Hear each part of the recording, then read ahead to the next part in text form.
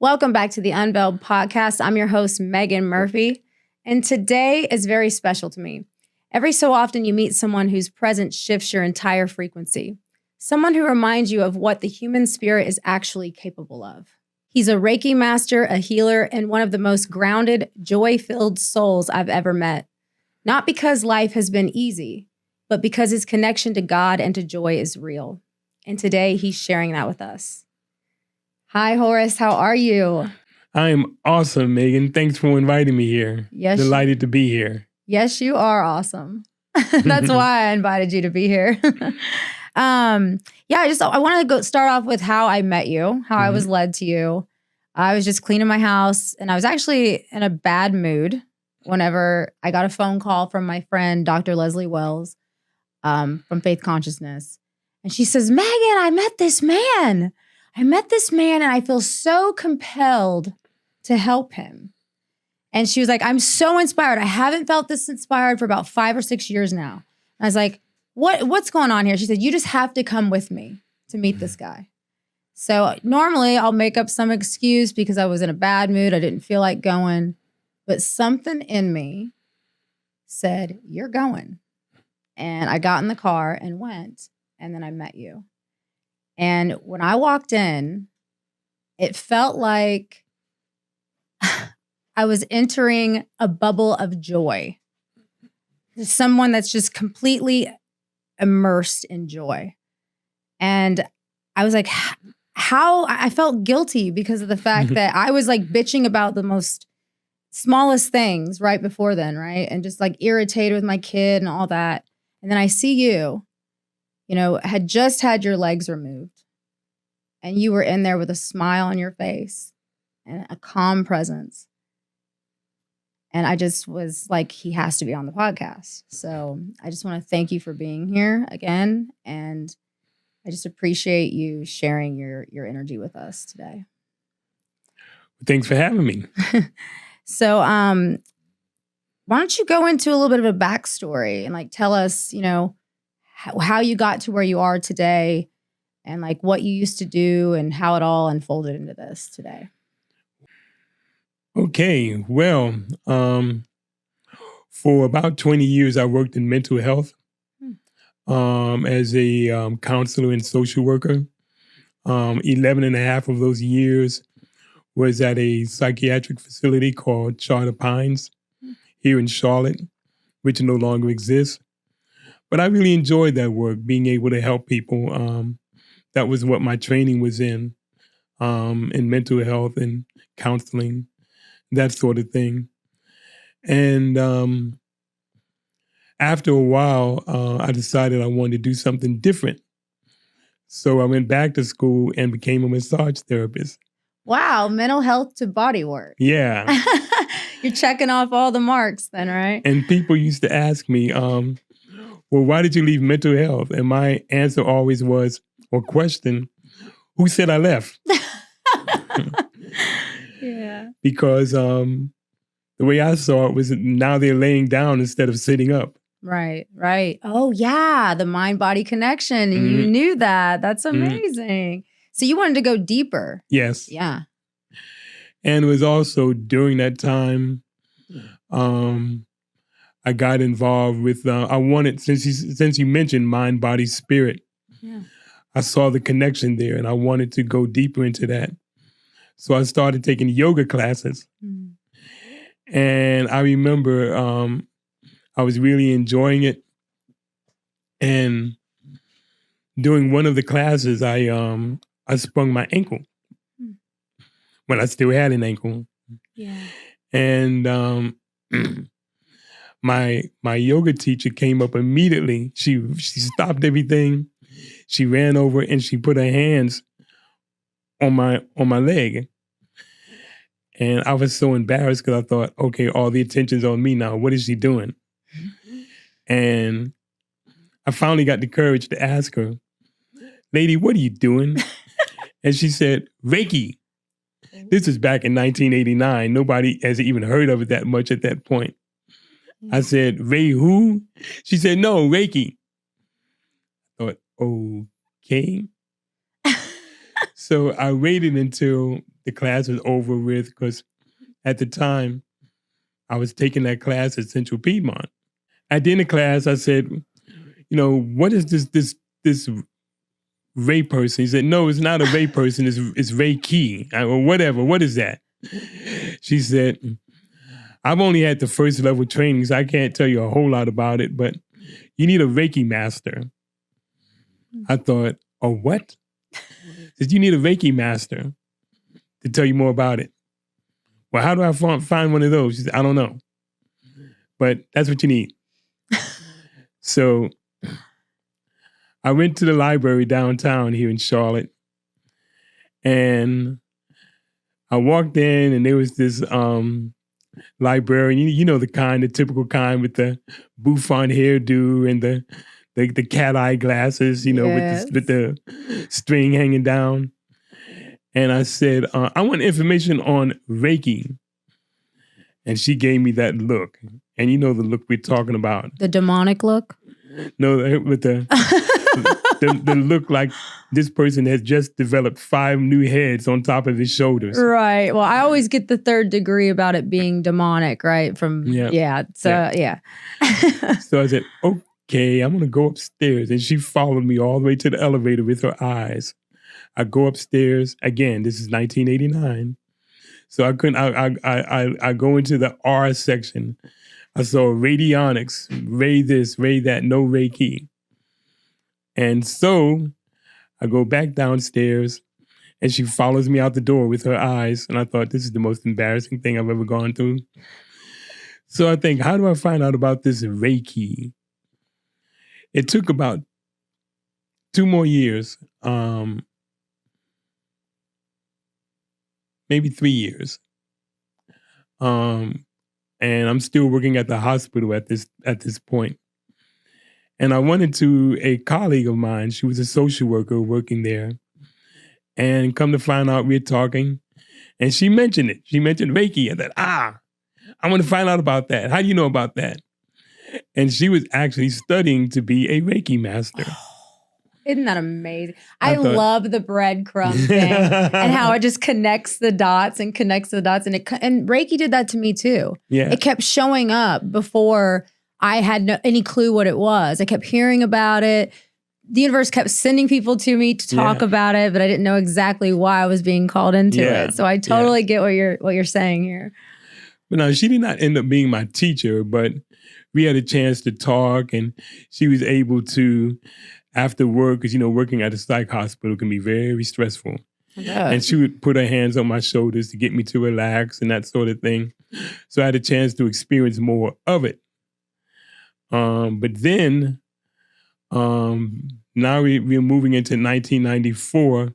I happened to go into a metaphysical store that was in existence at that time called Central Sun. It doesn't exist anymore. But I walk in there and I saw a card that said Reiki. Reiki. And I thought, And it said this person actually teaches classes. So I called him up.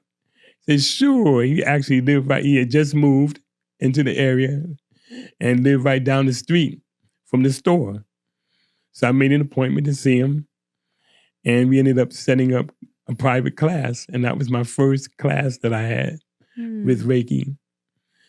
And I'm going to tell you, that was the most amazing experience. My whole body just felt a warm, glowing heat from that experience. And I was at a crossroads because at that time, I had been a part of a very conservative religious community that did not believe in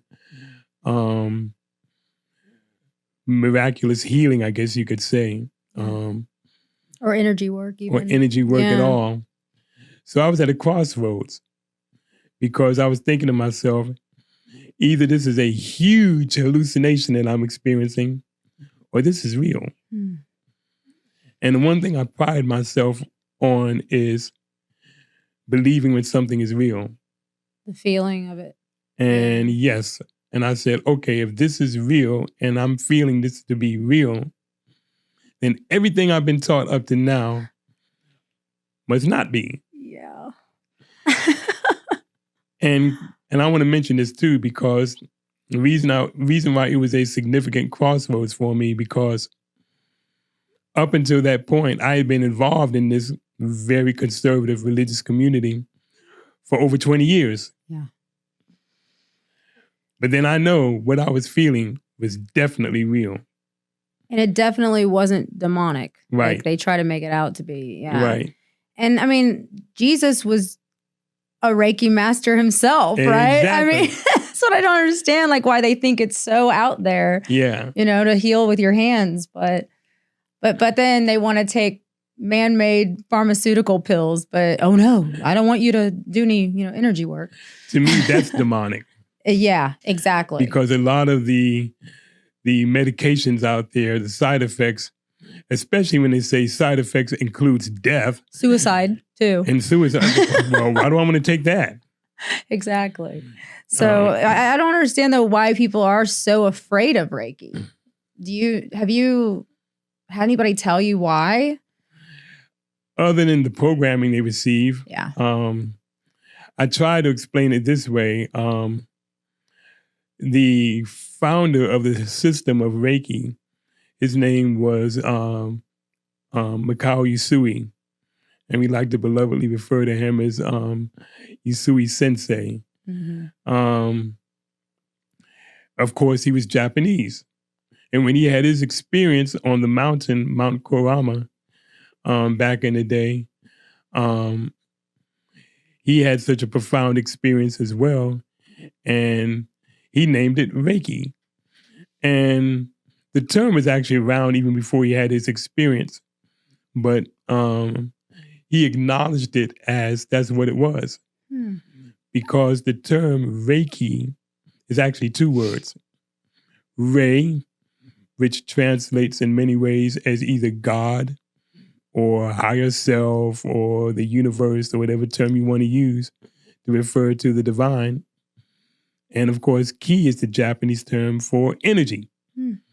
So really what we're talking about is spiritually guided energy. Yeah. That's all it is. Mm-hmm. You can even call it the Holy Spirit. Right.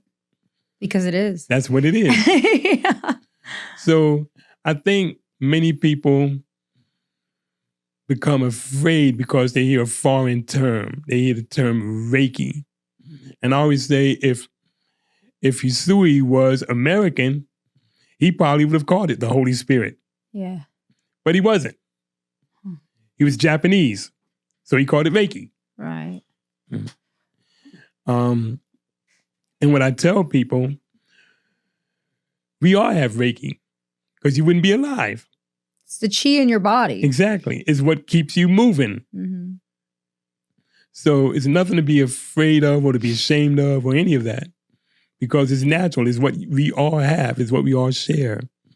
Mm-hmm. And what I tell people is that the system of Reiki is a system that allows you to develop what you already have inside of you to help you become the person you were meant to be. Right. Your true self, your true authentic self. Yeah. You were telling me, because I studied under Bill and Mayan here in Charlotte, you told me that there are differences in the Reiki Master programs that I've been in versus the one that you knew or went through. Can you explain some of the differences between that Japanese Reiki that you were explaining to me versus the kind that I'm doing here in Charlotte? So, well, unfortunately, a lot of times when a system or a program or anything that leaves its place of origin, it gets watered down a lot of times. Like the game Telephone. Yeah. That we were talking about. Yeah. Yeah. Okay. And so, for an example, the Japanese culture has been really famous or maybe infamous, depending on what term you want to use and the way you look at it, for developing a lot of different, in my opinion, wonderful systems. Like, for instance, shiatsu, which is a martial art that comes out of Japan. But when it became popular and spread throughout America and Western world, it eventually got watered down because the spiritual aspects of the martial art got removed. Or why is that? Because the teacher changes it, right? Changes the book, right? Yeah. And that's like the ego kind of getting involved. Yeah. So that's just one example. And so this Reiki's no different. When it left Japan, it became popular everywhere else in the world. Depending on who's teaching it, they would add things, take out things, and it becomes watered down. Yeah. So what happened was, especially here in the United States, the emphasis on hands-on healing became very popular. Hands-on became very popular. Right. Okay. Or the laying of hands became very popular. And the other aspects got taken out or got watered down. And many people who learn Reiki don't even realize that Reiki started out as and still is a spiritual path. And people ask me many times, because there's a lot of healing systems out there and they're all very good. Yeah. People ask me a lot of times what makes Reiki different from these other healing systems. And I say it's like comparing apples and oranges. Because Reiki is not a healing system. It is a transformational system that includes healing. Yes. Big difference. I love that. I've never heard anybody put it that way. That's so nice. And so that's the way I look at it. And so approaching it from that perspective, it's about tapping into your true self and being authentic and living that way, embodying that. That's my favorite word, embodiment. Me too now. That's exactly what I've been doing or trying to do, is embody this new frequency that came upon me last summer, which moved me into all of this that I'm doing now. When you embody that, that's how you live it. Because they start out by saying, the secret art of inviting happiness, the spiritual remedy for every disease is this: just for today, I release all anger. I release all worry. I am humbled and filled with gratitude. I work diligently on myself, doing what I am meant to do, doing my work from love. And I am kind to myself and every living thing. That is the foundation. Wow, I just got emotional. Yeah, so you're saying that just by embodying those principles, that is living as your highest self. Absolutely. Okay. Because I've been trying to figure out how to move into my highest self, and I never put the two and two together like that. And to me, the principles are more than just words you just recite on a sheet of paper. It's a practice. Yeah. And if you look at them closely, they tell you actually how to do it. Because if you ask yourself the question, the first one says, release all anger. The next one, release all worry. Most people say, I don't know how to do that. How do I do that? I don't know how to do that. Guess what? The third one gives you the answer. Okay. Just for today, I live in gratitude. That gratitude thing. And you've nailed it. You have nailed that gratitude thing. Because you have every reason, to complain over myself, right? But you have embodied that gratitude. And I think I would like to know how you personally do that. One day at a time. One moment at a time. And as I was saying earlier,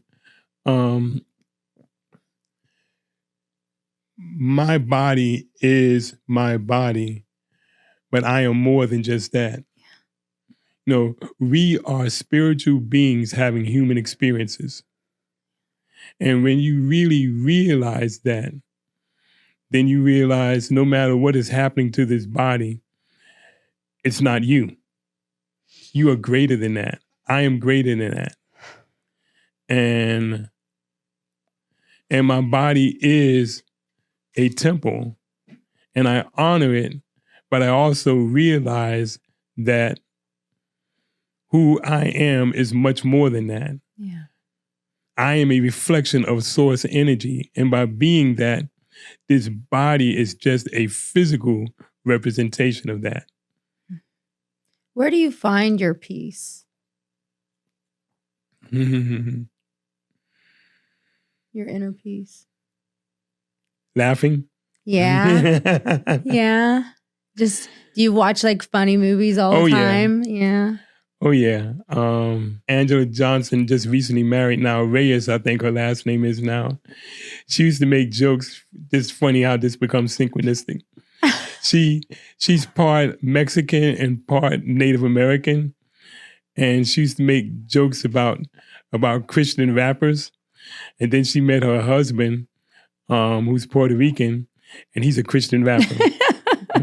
She got stuck with one, huh? After making fun of it, right?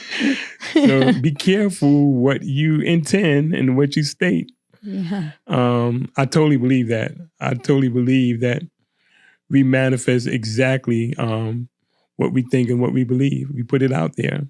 Yeah. Do you feel like what you feel is a very big part of the manifesting outcome? Absolutely. Okay. And was this sudden for you, or did you ever have thoughts and feelings that this could happen to you beforehand? Yes and no. I say that because not specifically the amputation, but I was diagnosed in 2009 with diabetes, type 2. And I didn't know what to think of it at first because here's the thing, many people don't realize something as life-changing as diabetes, you can live asymptomatic for years and not realize. In fact, there are many Americans in this country living right now don't even know that they have it. Right. Because you can be so asymptomatic until it's too late, I guess you could say. Well, it's never really too late when it becomes intense and obvious. I love how you changed that. Wow, yeah. Man. This is why I had him on the show, guys. Go ahead. So, sorry to interrupt. No. So it wasn't until maybe a few years after that I just started feeling more tired and not well and didn't know why.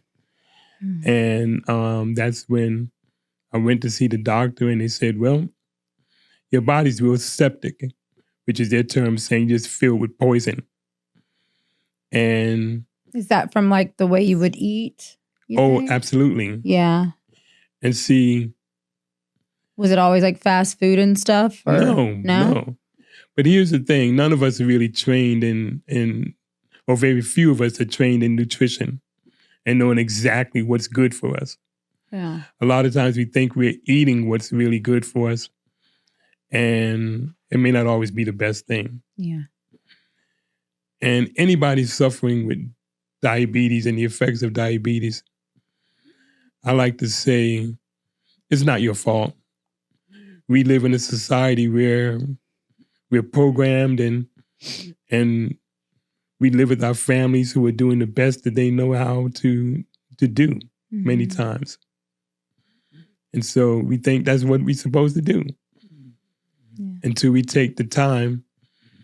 And that's what I would say my lesson has been, to really take the time to really consciously honor me and to learn about and do research on what's good for me. Yeah. Because you feel like you didn't do that back then. And if you would have, you or didn't even know to do that. Oh, yeah, you didn't even know to do it. Yeah. Yeah.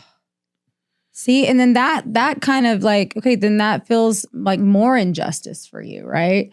And like, there's gotta be, do you ever get down? I don't see you as somebody that can even be down. Like, I get frustrated sometimes. Frustrated.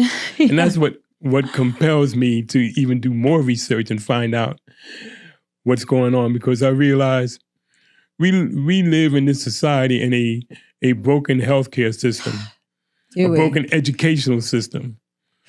And don't even get me started on the broken political system. Yeah. So with all of those things combined, it's a wonder that we're even surviving. Right.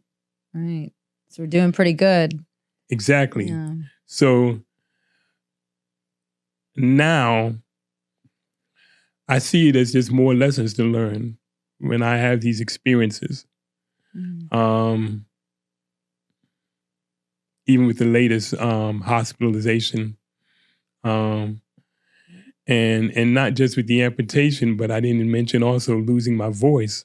And because while I was in the hospital, I lost my voice as well. And I was diagnosed, along with the amputation, I was diagnosed with partial vocal paralysis. And they were trying to get me to have more surgery, to have a tracheotomy. And I told them absolutely not. Because that was their only solution.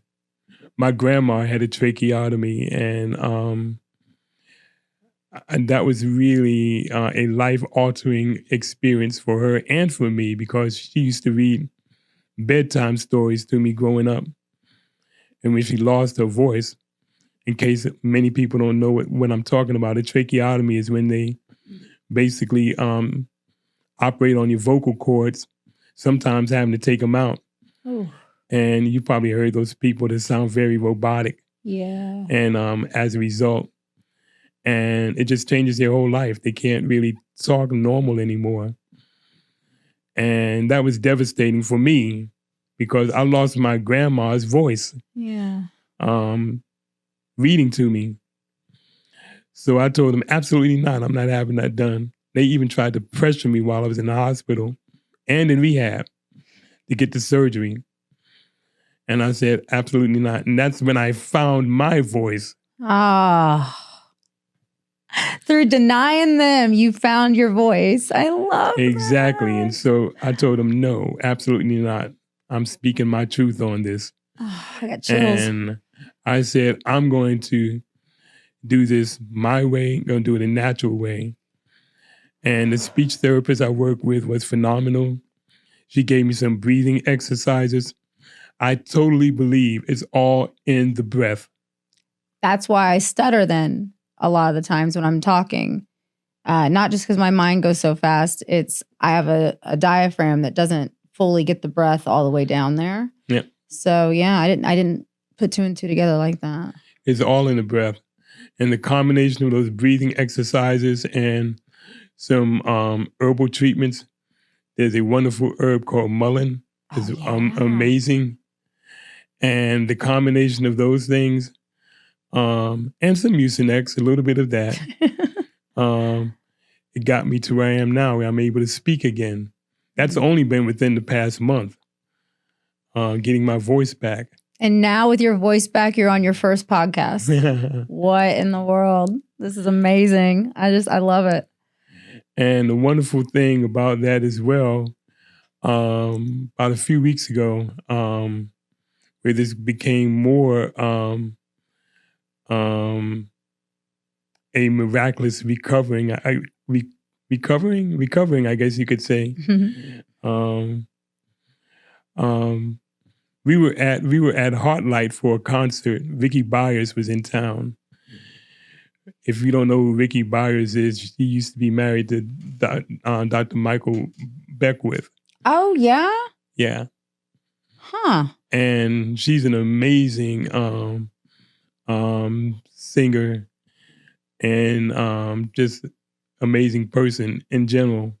She was singing at Heartlight recently? She was doing a concert there. Well, I wish I would have known you to invite me. And, but that was before I met you. Yeah. I was like, I wish I would have known you, then, and you could have invited me.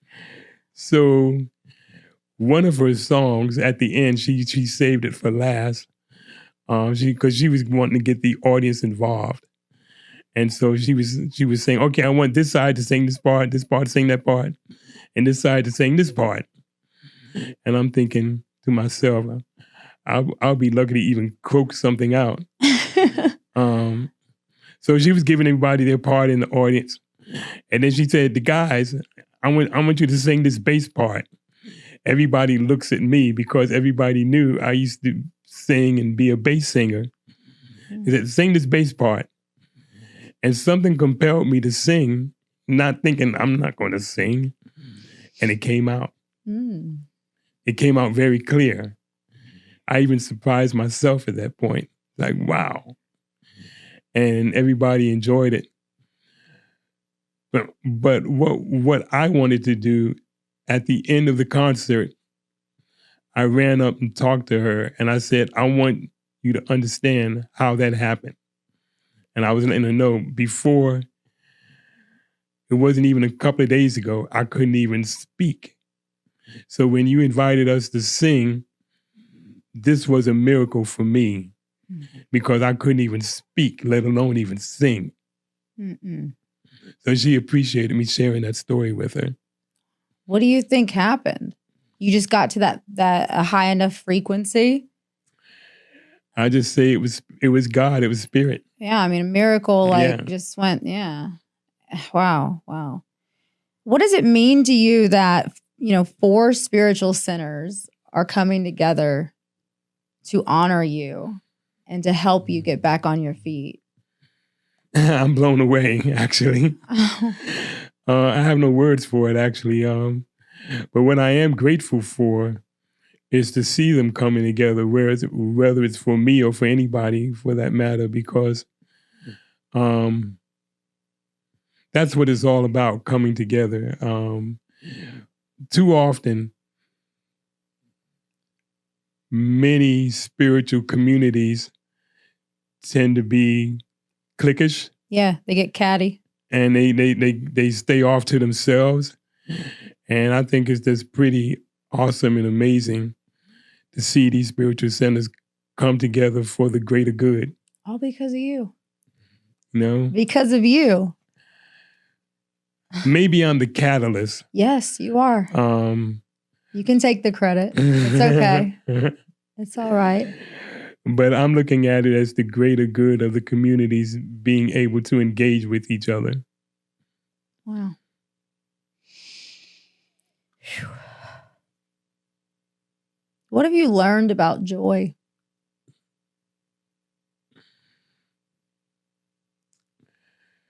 Joy is not a destination. Joy is who we truly are when we allow ourselves to recognize that. Everything else,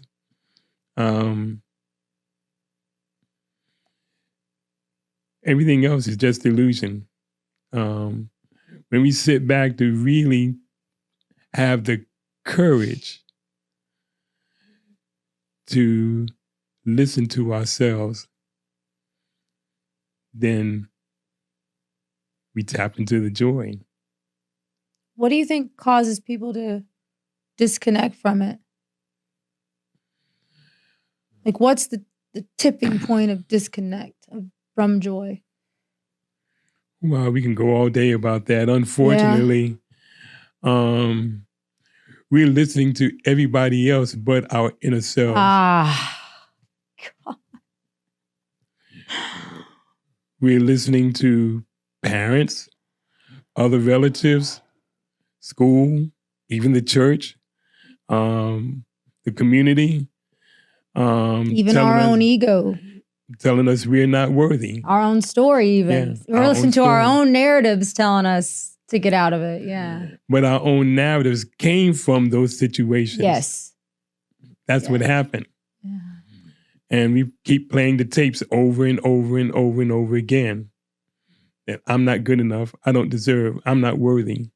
Yeah. And we make assumptions all day long off what other people are feeling or thinking or doing, when 9 times out of 10, the assumption's not even what manifests. Exactly. Yeah. So you're going to be at Heartlight on November 30th from 1 p.m. to 4. That's the plan. Yes. And we're going to have food trucks. We're going to have musicians. We're going to have a bunch of vendors, celebrating you and how humble you are and amazing. And you're also going to do a free group meditation for the first time. So come and join us. What exactly is the meditation that you're going to be doing? What can people expect? It's actually a Reiki-specific meditation that was put together by the founder himself, Usui Sensei. It's called Hatsue Ho. And Hatsue Ho is a Japanese term to mean method for generating your spiritual power. So you're going to be guiding us all in that. Exactly. Oh my goodness. I'm looking forward to that. Yep. I'm looking forward to this. Thank you so much for coming on today and expanding my consciousness and everyone else's. And I have no words for how beautiful you are as a human being. And I only hope that I can get to the level of joy that you've been able to hold at a consistency, because we go in and out of it all the time, right? But for you, it just seems natural. So I only hope that I get to embody that joy like you one day. Well, they say the old expression that repetition is the mother of wisdom. Yeah. So with anything that we want to expand upon or grow, it's repetition. And that's what the practice is. Yeah. I have one final question for you, and we'll leave it at that. If there is one message your soul came to deliver to the world, what is it?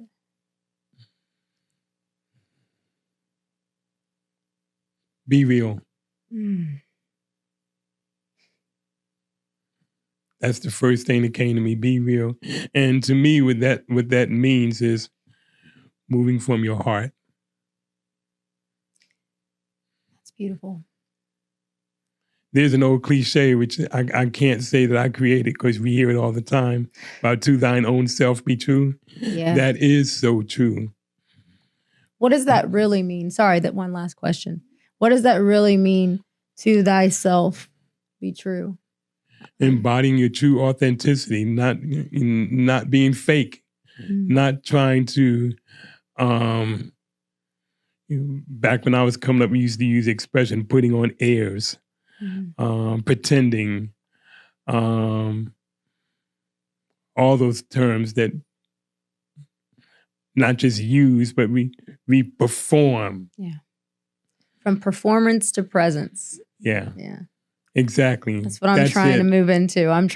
This is what my whole journey is about, is moving from the performance to presence into the authentic self. So it's no coincidence we're sitting here today talking about it.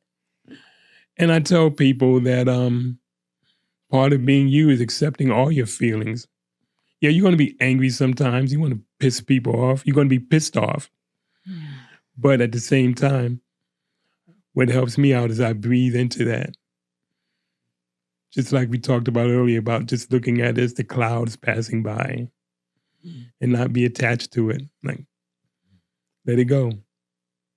Thank you so much, Horace, for joining us.